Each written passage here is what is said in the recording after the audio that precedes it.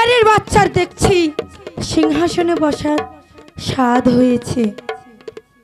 এই উঠে পড় বলছি, ওঠ বলছি, ওঠ বলছি। বোন, তুমি এমন করছো কেন বোন? তুমি আমার সঙ্গে এমন করতে পারো না, এ তো ভারী অন্যায়। তুমি এসেছো কাল আর আমি এসেছি আগে, তাই তোমার এমন ব্যবহার আমার সঙ্গে করা মোটেই উচিত নয়। তুই কি জানিস মহারাজ তোকে কেন বিবাহ করে এনেছে আর আমাকেই বা কেন বিবাহ করেছে? কেন? আমাকে বিবাহ করেছে এই রাজ্যের রানী করার জন্য, আর তোকে বিবাহ করেছে আমার পদসেবিকা দাসী করার জন্য। না বোন না, তুমি অমন কথা বলো না। তুমি আমি দুজনেই নারী।